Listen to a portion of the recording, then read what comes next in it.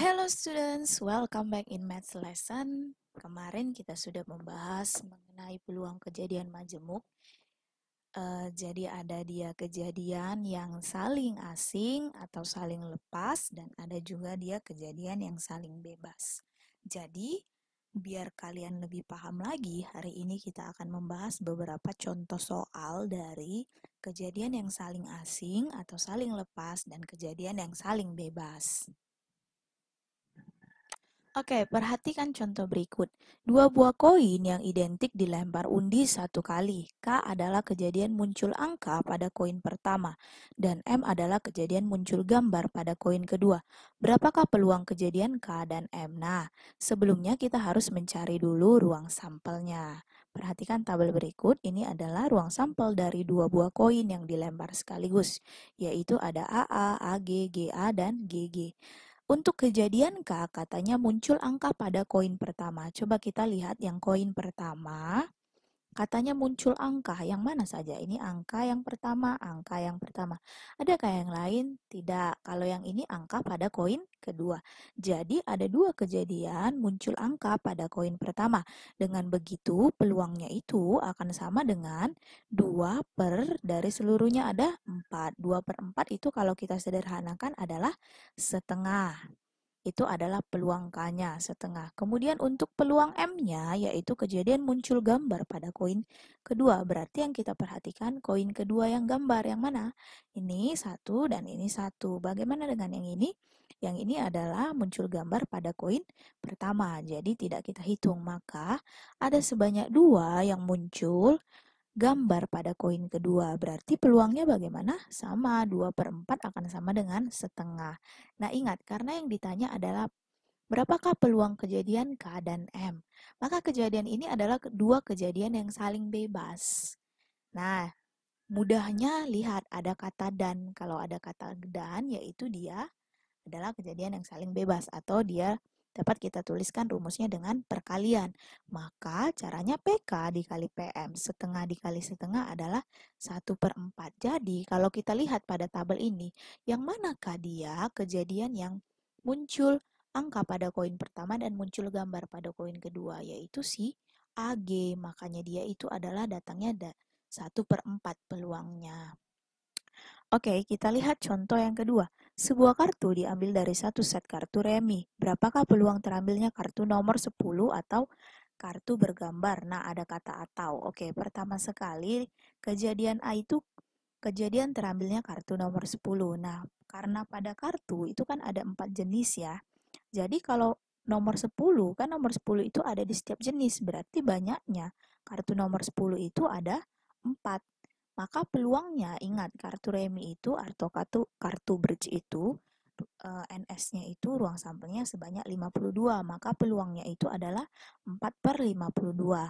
Kemudian untuk kejadian B, terambilnya kartu bergambar. Nah, bergambar itu kan pada setiap jenis itu ada JKL, ya kan? Berarti satu jenis itu ada 3, karena tadi ada 4 jenis, berarti ada sebanyak 12. Maka peluangnya adalah 12 per 52. Oleh karena kejadian A dan kejadian B adalah dua kejadian yang saling lepas karena tidak dapat terjadi secara bersamaan, maka ingat, ini merupakan kejadian saling lepas, berarti dijumlah, ya kan? Kemudian ada kata kunci atau. Dengan begitu, 4 per 52 ditambah 12 per 52 sama dengan 16 per 52. Atau kalau kita sederhanakan adalah 4 per 13. Jadi peluang terambilnya kartu bernomor 10 atau kartu bergambar adalah 4 per 13.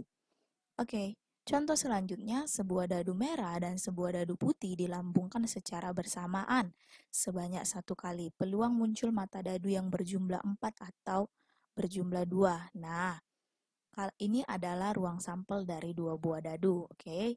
Jadi untuk yang pertama katanya mata dadu yang muncul berjumlah 2. Coba kita lihat dari sini. Yang mana dia kira-kira yang kalau kita jumlahkan dia hasilnya 2. Ini 1. Adakah yang lain? Tidak ada. Jadi hanya ada 1. Jadi munculnya mata dadu yang berjumlah 2 ada sebanyak 1 saja, yaitu 1 dengan 1. Kemudian kejadian yang kedua adalah muncul mata dadu yang berjumlah 4. Nah, kalau kita perhatikan, mana mata dadu yang berjumlah 4, yaitu 1, 3, 2, 2, dan 3, 1. Ada sebanyak 3. Jadi, tadi kan NS-nya sebanyak 36. Nah, ayo pertama ini kan dia ada kata atau, maka kita jumlahkan ya. Berarti peluang untuk muncul mata dadu yang berjumlah 2 ditambah dengan peluang untuk mata dadu yang berjumlah 4. Nah, karena tadi mata dadu yang berjumlah 2 kejadiannya ada 1, berarti 1/36 ditambah dengan untuk yang berjumlah 4 ada 3 ditambah dengan 3/36 sama dengan 4/36 atau sama dengan 1/9. Oke, untuk contoh yang terakhir, terdapat 10 kartu bernomor 1 sampai 10. Jika diambil satu kartu secara acak, maka peluang mendapat kartu bernomor bilangan prima atau bilangan ganjil. Nah, ingat, dia ada kartu nomor 1 sampai 10, maka NS-nya ada 10. Kemudian, dari nomor 1 sampai 10, ada berapa banyak yang dia bilangan prima? Kan yang mungkin itu adalah 2, 3, 5, 7. Jadi ada sebanyak 4 kejadian. Untuk yang ganjil, 1, 3, 5, 7, 9. Ada sebanyak 5 kejadian. Pertanyaannya adalah bernomor bilangan prima atau bilangan ganjil. Ada kata atau.